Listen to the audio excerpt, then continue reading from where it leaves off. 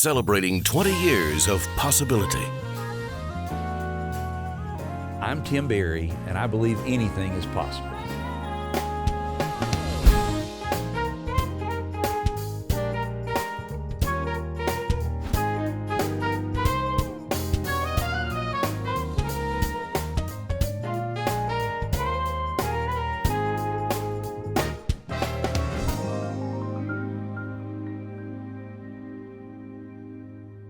Welcome to Anything is Possible.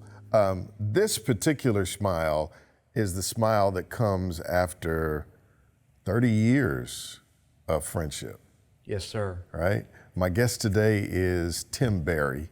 As soon as you walked in the studio today, the first thing we said to each other, get them handshakes out the way. Get the handshakes out of the way. It's hug time. It's hug time. Yes, sir. Tim, we go so far back. And I want to say to you, I started in radio 40 years ago, but I came here 30 years ago. Mm-hmm. And I walked in the radio station. I didn't know anybody, didn't have any contacts. I started with the Dick family. We both were brought along under James A. Dick and Bobby Denton. But I remember when I walked in the radio station, there were a few people there that just embraced me with open arms. I mean, just embraced me. You were one of those people. Well, thank you. And every time we would see each other, we would just light up. Absolutely. Remember, absolutely. I don't know if you remember, you would walk in and I would bow down and go, "I'm not worthy, sir," and we got you it. Did. And that's supposed to be the other way around. So thank you for being here today. No, this is an honor. Thank you. Where does your story start? You have, first of all, the Berry name in East Tennessee goes way back, doesn't it? It does, but not in radio. Yeah. My family, starting with my great-grandfather, were funeral directors and are funeral directors. The Berry Funeral Home was started in 1928 by my great-grandfather. Why didn't you end up in that business? I worked there for several years, but it just wasn't my calling. I got my first ham radio license when I was 13 years old. I got my, what was called then, the first class commercial, which is what you had to have to be a broadcast engineer. I got that at 18. And this is all I've ever wanted to do. I went to school in accounting, and had I completed that, I would have probably been the most miserable accountant on the face of God's earth. Just was not for me. My hobby and my interest in it from basically preteen years all the way up to high school led me to my career. What was your first job? My first radio job was to convert two-way radios that belonged to the Highway Patrol into radio equipment that was then used by TEMA, we called it Civil Defense then. And Amos Henderson, A.T. Henderson in Sevierville, hired me at 16 years old to come to his radio shop in Sevierville and work on radio equipment. Did you know it would turn into the career that it's turned into for you? No, I had no idea. I suspected at best that I would continue my work in two-way radio, which I loved and still do. But a trip, one of the first trips my father let me take that was driving a vehicle farther than in our neighborhood was to go to Lenore City, where I got to be with Alan Brazil, who was the chief engineer of WLIL radio.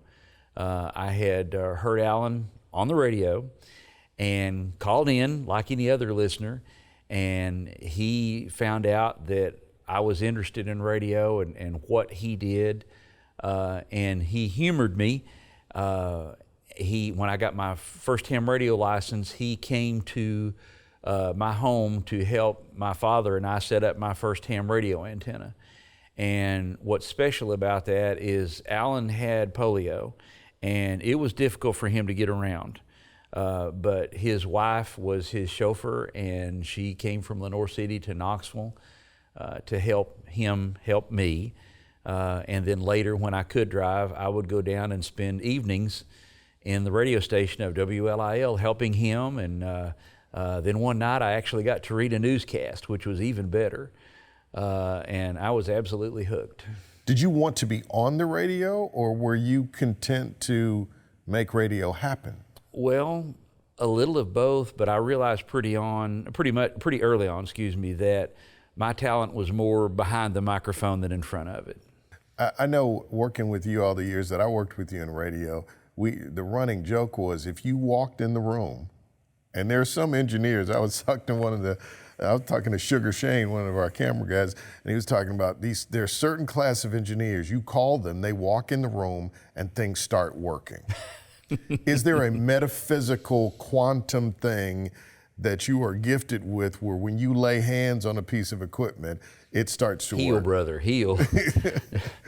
No, not really. It's just that in the places that I've been and the stations that I've been blessed to work at, I make it a priority to learn how things are put together. Every radio station, while they're the same, yet they can be different.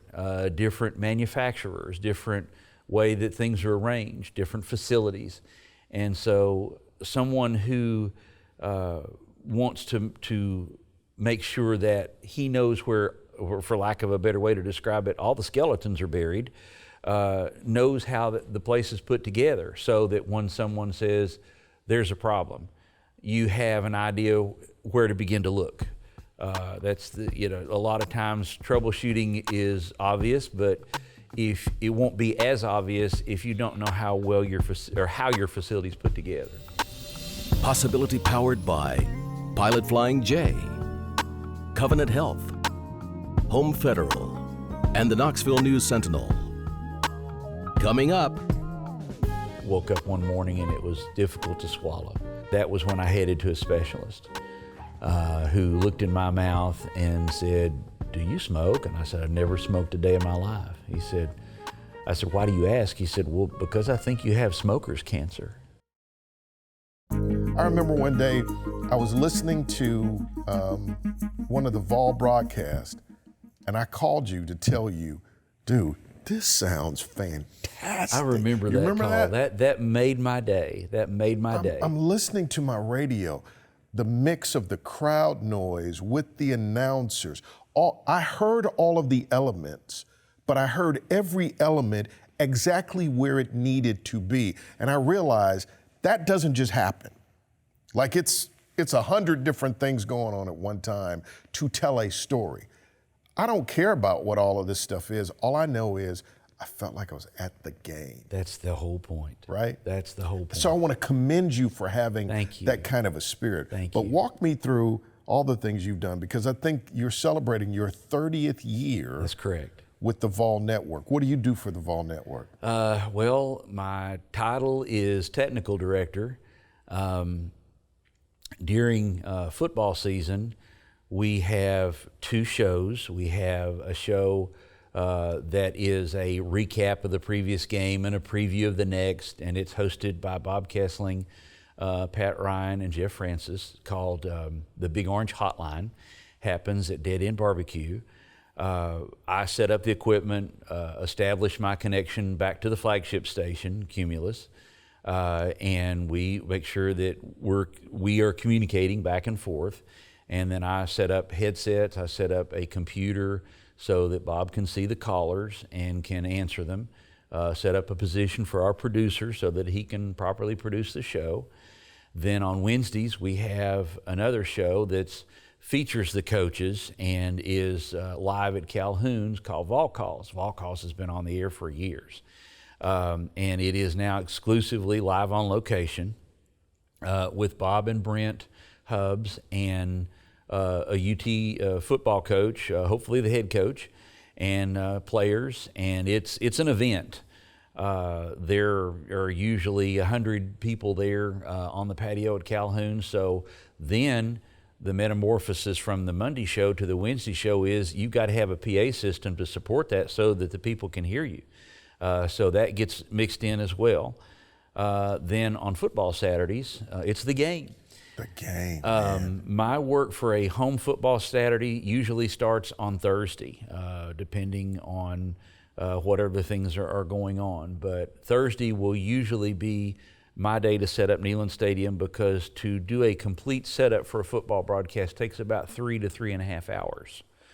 I get everything ready so that basically all Bob has to do is walk in and pick up the headset and he's ready to go. And it sounds good. And you're delighted to do that. I can't believe they actually pay me to get to watch UT football. That's what I'm saying. You have always been delighted to do your work. And what I love about you, our show is called Anything is Possible. I would come to you with ideas. Hey, could we do this? And you would go, absolutely. Sure. Let me just do. There was never any, I'm not sure. You were always, oh yeah, we could do that. We'll make it happen. Well, you and I have been involved in several election coverages. Absolutely. Where we covered everything from a headquarters in Memphis to 4 or 5 locations here in Knoxville. And I remember one of our meetings that you and Chris Marion were in, and you said, what can we do for election coverage? And my question back to you is, well, what do you want to do? Because that's what it should be. I should be asking you guys, awesome. What do you want to do? And then it's my job and my task to make that happen. And I know that on some of our election coverages, we've had 4 or 5 crews out live. And it all at the same time. At the same and they all time. come in at the same time. And we coordinate them. We Chris speaks back to each one of them in what we call their IFBs, their return in their headsets. You're up next, or what do you have? And that way they present all that back to you as the host to say, this elected official is about to make his victory speech.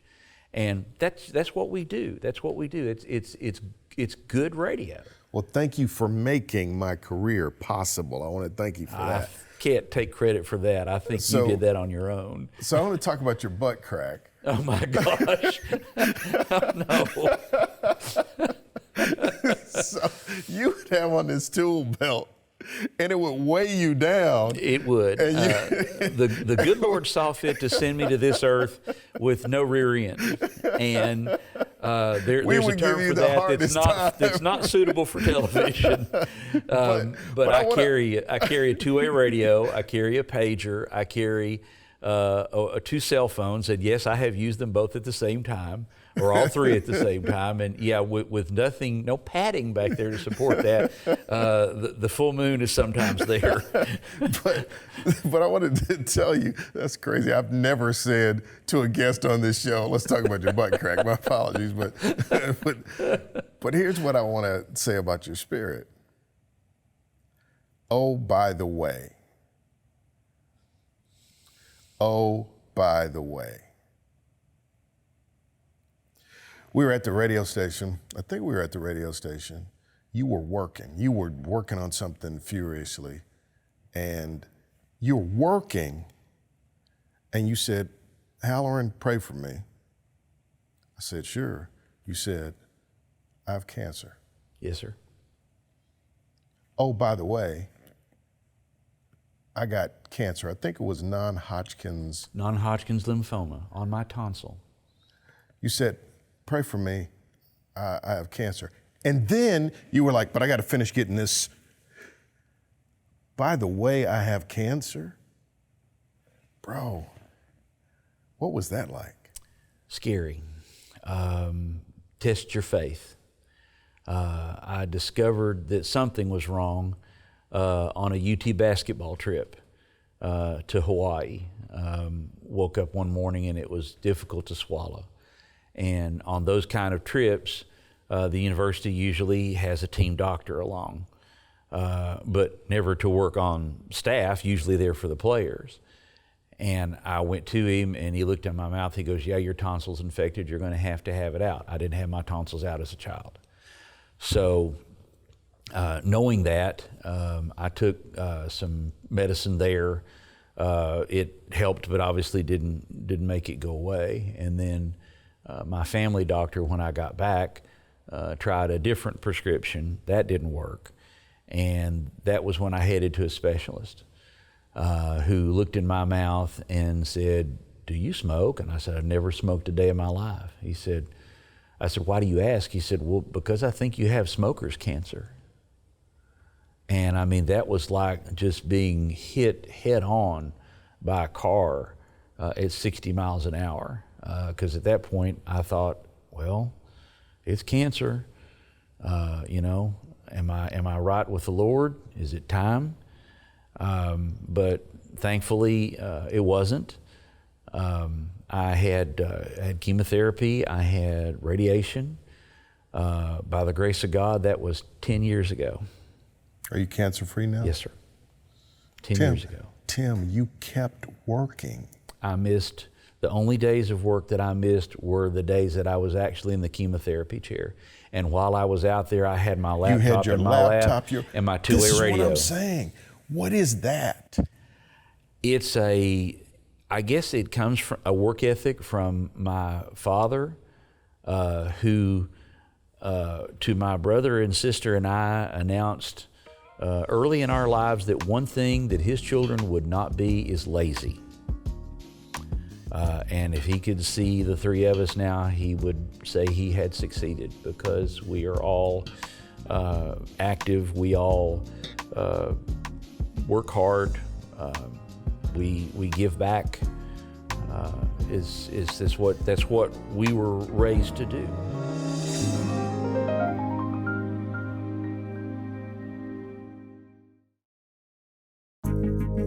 You're an engineer. Engineers solve problems. Engineers love problems, actually, because it gives them a reason to exist. But you're also such a kind man. The people who know you, we're delighted to work with you. We're delighted to be around you. The energy. Well, it's my delight to be there. We can tell. It is. It's my delight to be there. I loved my coworkers, still do. The best thing in the world is to pull something off, like we've done. A multi-location remote, or fix a problem. I remember one morning that half of the console failed in our News Talk studios, and you and Chris Marion and Dave Folk were gathered around a microphone, like the golden age of Like radio, because days. literally that was the only one that worked. I remember that. And what was so special about that was, after I got the console fixed and got it back on, all three of you guys said, "Thank you. We appreciate you. You do a good work. You do a good work." And that means as much to me as money. Just the thanks of my coworkers. I think for me, you are a marker of the possibility that is created by all the people who work behind the scenes. We're here in a fabulous studio, and we got guys and gals on cameras, and they're all around. You don't see them, but their delight is to make things work. Make it work, and make it work well. And I want to tell you that the possibility of me doesn't exist without somebody like you. And I want to thank you for that. Also want to talk about something you're dealing with right now. Sources tell me you had a tower with repeaters on it. Yes. You did that. Not only it's business, but it also, there's so many stations that needed that service for repeaters that you wanted to help. In a recent storm, your tower fell. Where are you with that project, and how can we help you? Well, it has been stripped of what antennas were there. The tower's been removed, and the site is cleaned up. That tower site borders the Great Smoky Mountains National Park on the southern part of the park, down closer to Cades Cove. And if you've ever gone through Cades Cove or gone through the park, you know that your cell phone becomes useless. There's no cell service because there are no cell towers. There cannot be cell towers in the park. Amateur radio provides communications where other things can't.